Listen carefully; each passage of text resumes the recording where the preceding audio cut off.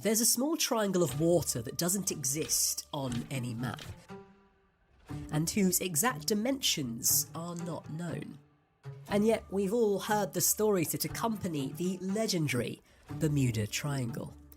Shrouded in mystery and conjuring up some of the wildest conspiracy theories known to man, this geographical anomaly is widely regarded as the most deadly, dangerous and deceptive place on Earth. So how is it that a part of the ocean that isn't even officially recognised as part of the ocean has become so revered? The small body of water that makes up the invisible triangle has slowly filled with wreckage and disappearances over centuries, claiming the lives of those that have not just passed through it, but also over it. Books have been written, documentaries have been produced, and scientists have clamoured to try and explain the unexplainable in this perilous patch of ocean. What's caused this series of unfortunate circumstances to unfold? How can 20 planes, 50 ships and hundreds of people simply disappear? Is the location merely coincidence? Or is there something more sinister going on deep below the surface? Join me for this most treacherous of adventures into the notorious Devil's Triangle. We'll journey back in time to the origins of the mystery to find out where it began and who was responsible for it. We'll visit some of the triangle's most infamous disappearances, examine each theory surrounding the mystery, all the way from Atlantis to rogue waves to magnetic declination to hidden toxic gases rising from the depths, and bring you right to the heart of the matter to uncover the real culprit of the Bermuda Triangle. Can something inexplicable be explained after all?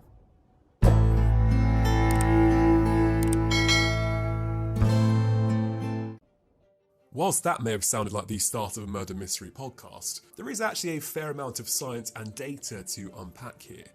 But it is genuinely one of the weirdest and most fascinating videos I've ever made. As I've mentioned, the Bermuda Triangle doesn't show up on any maps, nor is it officially recognised as a location by the United States, with whom it's closely situated. So then, where is it? Unofficially, the Bermuda Triangle is a region of the North Atlantic Ocean, roughly bounded by the southeastern coast of the US, Bermuda and Puerto Rico. Interestingly, the exact boundaries of the Bermuda Triangle are not universally agreed upon. Approximations of the total area range between 500,000 and 1,500,000 square miles. So there's about, 1 million square miles worth of room for error there. The region has a vaguely triangular shape, but that triangle could end up being an isosceles, a scalene, or could even look more like a rhombus if you move the boundaries. Perhaps Bermuda dodecahedron wasn't quite as catchy. And so from the outset you begin to see one glaring hole in much of the discourse that surrounds this subject. Undoubtedly there have been incidents in this area, and some tragic ones at that. But because the boundaries don't actually exist, and they differ from historical account to historical account, it's really difficult to provide actual numbers of fatalities and disappearances for an area whose boundaries are constantly shifting over the course of several hundred years. But it's what's happened inside this triangle throughout history that's most intriguing. And things begin half a millennium ago with Christopher Columbus.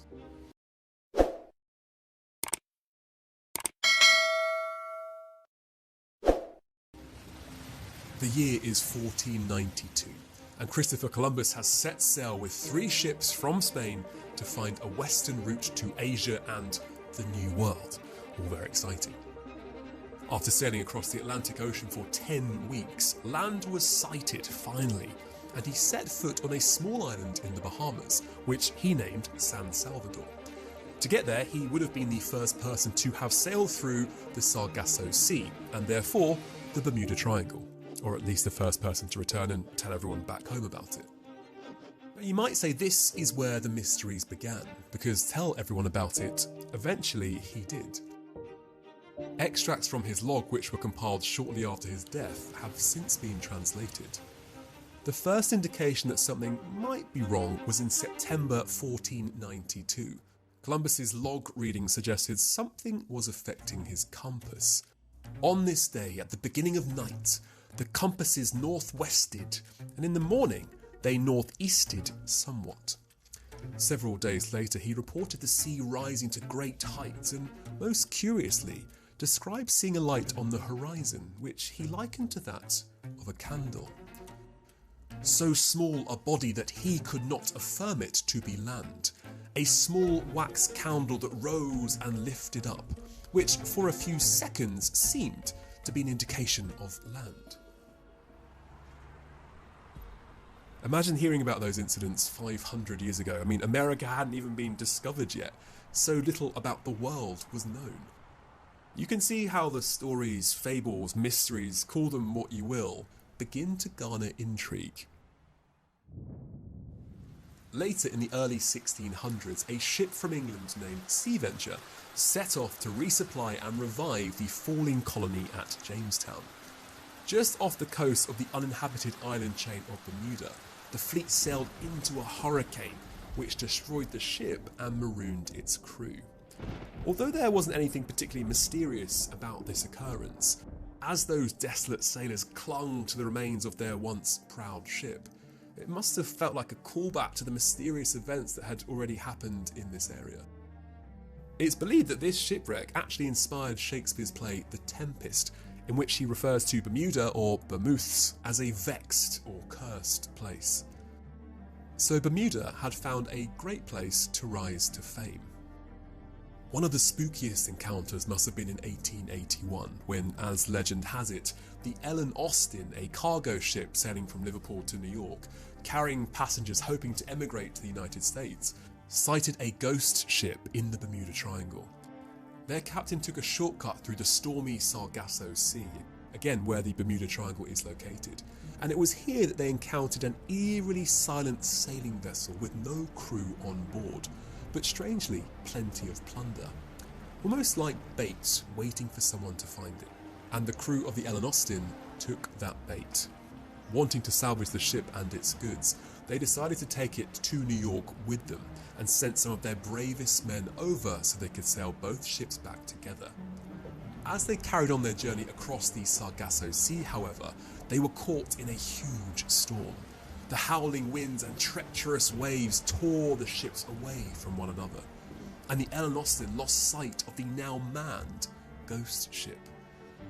When the weather finally cleared, the surviving sailors started searching for their friends and their comrades. Captain Griffin spotted the vessel and called to his crew, but there was no answer. The eerie silence had returned to the other ship once again. A number of sailors went to investigate, but found no signs of life on board. Their mates had disappeared without a trace. This didn't stop Captain Griffin from ordering a second team to board the ghostly unnamed vessel to New York. For several nights it seemed like they were getting away with it. The ships were on course for their destination. But their luck ran out when a thick blanket of fog started to settle across the water. The Ellen Austin came to a standstill as everyone waited for the fog to disperse. Once again, they were separated from the unnamed ship, left to wait, practically blind and with no sound but creaking planks and the waves quietly licking at the bow. After the fog cleared, the ghost ship had disappeared completely, taking with it the entire crew and its treasures, never to be seen again. It makes for a good story, doesn't it? But is there actually something to it? Well, we know there was a ship called the Ellen Austin that sailed between Liverpool and New York. However, the journey in 1881 was confirmed to have gone without incident in Lloyd's of London's Register of Ships. Still, historical accounts keep mentioning mysterious happenings in this region even up to our modern age, well into the 20th century. It gained serious attention after an especially infamous tragedy occurred in March 1918. The USS Cyclops, a 542-foot-long Navy cargo ship with over 300 men and 10,000 tons of manganese ore, which was used in steelmaking, left Rio de Janeiro bound for Baltimore. After an unplanned stop in Barbados, she headed north, and was never seen again. The ship's disappearance was the largest loss of life in US naval history that wasn't directly related to combat. The Cyclops never sent out an SOS distress call despite being equipped to do so, and an extensive search found no wreckage. US President Woodrow Wilson later said, "Only God and the sea know what happened to the great ship." In 1941, two of the Cyclops' sister ships similarly vanished without a trace along nearly the same route. One quote from the Santa Fe magazine in 1920 described the incident. "She disappeared as though some gigantic monster of the sea had grabbed her, men and all, and sent her into the depths of the ocean. And the sadness of her destruction is amplified by the absence of any wireless calls for help being picked up by any ship along the route that the Cyclops followed." Sadly, one military tragedy followed another in the same part of the world years later, doing nothing to dispel the growing theories that something strange was afoot, or rather afloat. In December 1945, 5 Navy TBM Avenger torpedo bombers carrying 40 men took off from a Fort Lauderdale airfield in order to conduct practice bombing runs over some nearby shores. But with his compass apparently malfunctioning, the leader of the mission, known as Flight 19, got severely lost, radioing to the control tower, "We cannot be sure where we are." 20 minutes later, after turning over command to a new flight leader for reasons unknown, the final words of Flight 19 were spoken. "It looks like we are entering white water. We are completely lost." All 5 planes flew aimlessly until they ran low on fuel and were forced to ditch at sea. That same day, a rescue plane and its 13-man crew also disappeared. After a massive week-long search failed to turn up any evidence, the official Navy report declared that it was as if they had flown to Mars. No wreckage or trace of the pilots or their planes has ever been found. Things were becoming more and more suspicious. No longer was this strange area just claiming ships. It now seemed to extend upwards to include anything that flew over it too. In December 1948, just a few years after Flight 19 had gone missing, a British passenger plane carrying around 30 people disappeared on the 30th of January while flying over the Azores to Bermuda. 1 year later, the BSAA Star Ariel, the same type of plane as the previous one, disappeared while flying from Bermuda to Kingston in Jamaica. Neither plane was ever found. So many incidents in such a small space that all begin with Columbus noticing something strange about his compass, with no real evidence or explanation as to why. Someone needed to connect the dots and give this space a name. The Deadly Bermuda Triangle was the name American author Vincent Gaddis went for in the February 1964 edition of Argosy magazine. Draw a line from Florida to Bermuda, another one from Bermuda to Puerto Rico, and a third line back to Florida through the Bahamas. Within this area, known as the Bermuda Triangle, most of the total vanishments have occurred. In the absence of any hard facts, there was frenzied speculation about this idea, and unsurprisingly, it captured the imagination of the world. Suddenly, like a great detective solving a serial murder, the mysteries had been connected. The article was a masterpiece of conspiratorial fantasy, suggesting that dark forces were at work. For context here, this was the era of the Cold War and the Cuban Missile Crisis, when conspiracy theories and hearsay loomed large. It was also a time when NASA, and science more generally, was increasingly filling in the blanks, providing answers to many of life's great unsolved questions. Yet here in the Bermuda Triangle was a phenomenon that tantalizingly defied explanation. Others were quick to cash in on the Bermuda Triangle fever. Scores of books were published, many became international bestsellers, with the most popular of all being Charles Berlitz's The Bermuda Triangle, published in 1974. It sold 20 million copies in more than 30 languages, an extraordinary feat for a work that offered up some mind-blowing suggestions as to what was really going on. nothing was off limits. Berlitz's theories were so popular that when Steven Spielberg made Close Encounters of the Third Kind, he depicted the Flight 19 aircrew as having been abducted by aliens.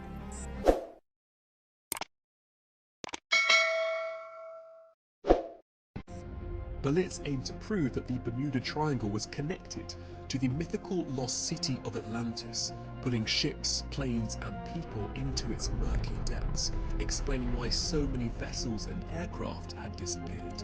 He also leaned heavily on paranormal or supernatural phenomena to explain what he says cannot be mere coincidences. For example, most interesting to Berlitz is that most of the missing aircraft and ships didn't send out distress calls before disappearing. Something he suggests is evidence of extraterrestrial interference, or at least paranormal activity, pricking the ears of Spielberg, evidently. But he doesn't stop there. Oh no, he suggests that the triangle may be a portal under the sea, transcending time and space to another dimension, or some other unearthly place. Similarly, he says this might be the spot on Earth reserved for aliens to abduct humans. To Berlitz, the possibilities were endless. The wilder, the better, even if critics, and us, hold serious doubts about his methodology. We know so much these days. Even in the 70s, gaps in knowledge were being filled in. So to cling on to something that we might not have all the answers to is intoxicating. And it's why the mystery of the Bermuda Triangle has stood the test of time. It's exhilarating to think that despite all these great scientific minds and database analytics in the world today, something somehow slipped under the net. It's like a riddle that can't be solved with pretty much the entire rest of the planet mapped out, bar this small triangle of mystery. Although we haven't heard much about it recently, have we? But the truth is, we do have the answers. We can finally explain what's going on in the Bermuda Triangle. It's a really strong answer too, not one of those could be this or maybe that. We're an Earth Science channel first and foremost, and as much as I'd love to make a video on Atlantis, ghost ships and alien abductions, maybe one day, there are some more plausible science-based theories that exist about the Bermuda Triangle and its disappearances. One of the things that comes up time after time is navigational issues. We touched on a couple with Columbus's compass going awry and Flight 19 essentially being unable to identify where they were during their training run. In almost every account of the mystery surrounding the Bermuda Triangle, you'll see reference to the fact that it's one of only two places on Earth, the other being the Devil's Sea just off the coast of Japan, where a compass points to true north rather than magnetic north. Could this cause compasses to malfunction so that ships and planes get terribly off course? A quick compass refresh if, like me, you've forgotten how to use one because your phone does it for you. The compass works because its magnetic needle is attracted by the magnetism of Earth, which draws it to point to the constantly shifting magnetic North Pole. The geographic North Pole, on the other hand, is static and is located 1,200 miles north of the magnetic pole. The variation between these two readings is known as magnetic declination or compass variation, which can change as you move across the globe. There's another piece of terminology that's relevant here as well, the agonic line. It's an imaginary line where true north and magnetic north are in perfect alignment. There is no magnetic declination. In the early 18th century, Edmund Halley noticed that the agonic line was slowly moving westwards. He came up with the idea of showing declination as contour lines on a map. At points west of the agonic line, a magnetic needle will point east of true north, positive declination. At points east of the agonic line, a magnetic needle will point west of true north, negative declination. Since then, scientists have noted a westward drift of the agonic line with an average velocity of about 0.2 degrees per year. This drift is not equal in all places, however. It's much stronger in the Atlantic hemisphere than in the Pacific hemisphere. Navigators must always compensate for magnetic declination when they chart their courses. While the agonic line once did pass through the Bermuda Triangle, it now falls within the Gulf of Mexico. rendering claims that it contributes to disappearances in the triangle largely inaccurate. The issue with the compass malfunction theory is that calculation errors anywhere could cause a plane or ship to go off course. It also assumes that experienced pilots and captains passing through the area were unaware of magnetic declination, which is unlikely. Not to mention that the vast majority of boaters and flyers pass through this area without incident. Another thing you'll have noticed about these instances, particularly at sea, is an absence of wreckage on almost every occasion. One plausible theory of this is quite simply good old-fashioned bad weather. Hurricane season, as we know, passes right through the middle of this exact location. Just look at 2024's devastation in this area. Some theorists cite rogue waves as being a reason so many ships haven't reached their destinations. Huge, abnormally large waves that can reach up to 100 feet in height. Rogue waves are certainly real and account for roughly 1 in every 10,000 waves. The first recorded by an instrument was on the 1st of January in 1995 in the North Sea. This particular wave, known as the Draupner wave, was 84 feet tall. Let's not forget about the role of the Gulf Stream here too, a theory supported by NOAA, the National Oceanic and Atmospheric Administration, which says environmental considerations can explain away some of the Bermuda Triangle disappearances. The Gulf Stream travels along the western edge of the triangle and is extremely swift and very turbulent. It can pose extreme navigational challenges, especially for inexperienced sailors. The Gulf Stream has been reported to move faster than 4 or 5 knots per hour in some areas. That's 300 times faster than the Amazon River. This is more than enough to throw sailors hundreds of miles off course if they don't compensate correctly for the current. It can also quickly erase any evidence of disaster. An increasingly popular and in fact the newest scientific theory to come to light is based around methane. We know it mostly as a particularly potent greenhouse gas that comes from cows, but large amounts of methane are trapped in sediments beneath the ocean. In 2016, researchers at the Arctic University of Norway discovered craters off the coast of the country that were up to half a mile wide and 150 meters deep. They suggest the craters appear to have been caused by the explosive release of methane that was trapped in the sediment below, exploding upwards as giant bursts of death. Despite their research making it very clear that they were not claiming any links to the triangle, other academics, including Russian scientist Igor Yeltsov, took it upon themselves to make the connection anyway. And of course, many media outlets in particular have lapped up the theory. The Astroearth view, it's certainly possible, but highly, highly unlikely to be the culprit. With methane gas, geomagnetism, and the Caribbean's stormy weather systems, it becomes apparent that this region can be treacherous for both planes and boats. These are plausible scientific explanations that demystify the Bermuda Triangle. The truth is though, putting said obvious environmental conditions aside, simply mentioning scientific terms like geomagnetism or methane blowouts doesn't equate to presenting irrefutable evidence. These are hypotheses or speculations, they're not definitive conclusions. So where's the real evidence? At the end of it all, a diary that was translated from 1492, a magazine article from the 1940s, and even a best-selling book from the 70s, well, they all tell one story. But when you examine the actual available aviation and marine casualty data over the last few decades, and you compare this to other regions across the globe, the data reveals a very different story. In fact, it's precisely the lack of a story that points us to the truth. There is nothing out of the ordinary going on in the Bermuda Triangle. It doesn't even make the top 10 most dangerous ocean regions in the world. Utilising the marine casualty and pollution data for researchers' dataset, which covers 150,000 plus records from 1982 to 2015, you're left with around 9,000 incidents for analysis.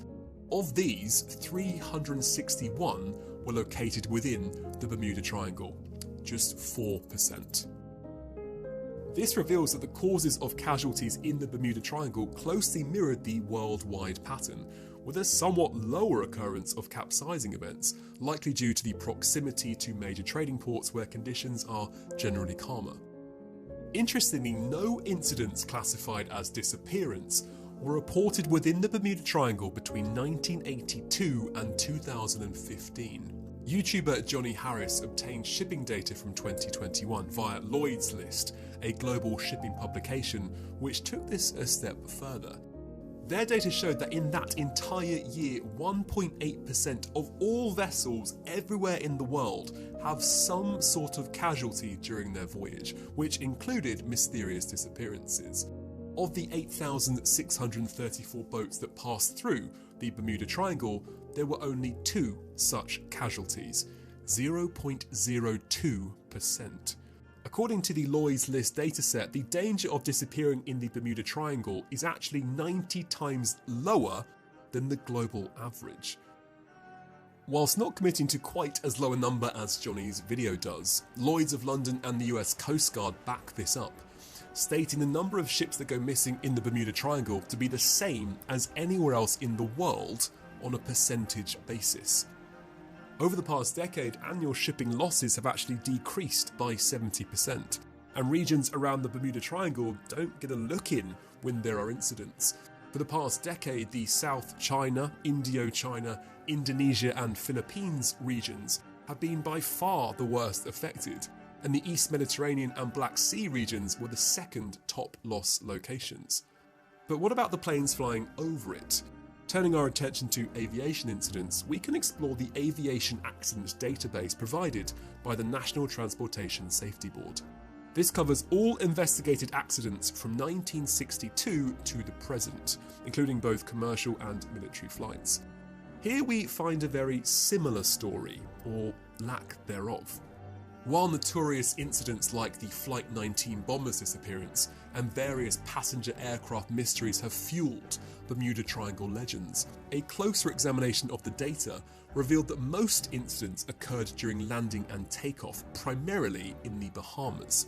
Only a few incidents during flights resulted in fatalities, and the only documented commercial flight accident was attributed to poor weather-related decisions by the pilot. Since 1965, there's only been one aviation incident over Bermuda. JetBlue flight number N913JB experienced severe turbulence, resulting in 1 injury.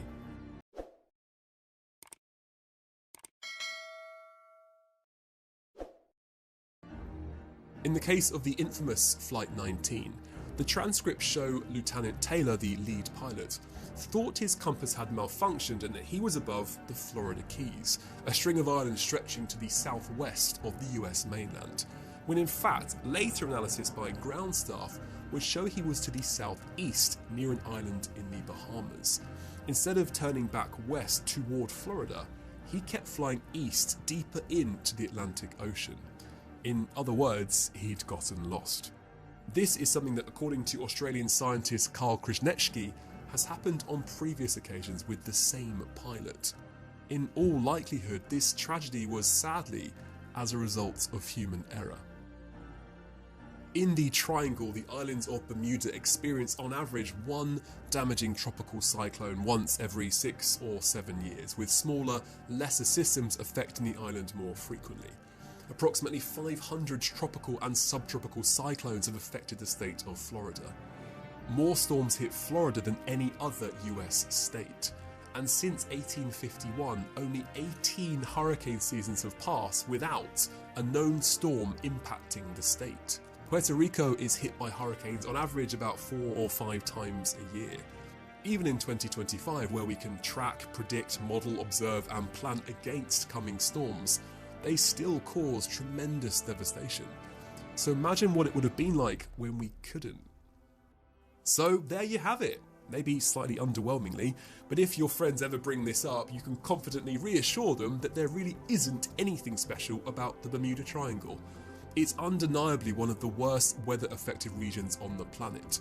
So it tracks that unfortunately, and over the course of several centuries, there would be incidents along the way. But the truth is, statistically speaking, you're at no more risk of travelling through the Bermuda Triangle than you are anywhere else in the world. In fact, it's significantly safer than me travelling from Dover to Calais for my boring summer holiday. Sadly, it seems that some of these tragic events come down to simple human error, and one of the worst weather-affected regions in the world. No more, no less. Sorry, aliens, but the good news is the curse has been lifted. The Bermuda Triangle is, well, relatively boring, or as I like to put it, fabulously unremarkable. And let's be honest, we could actually do with things being a little more unremarkable in our lives right now.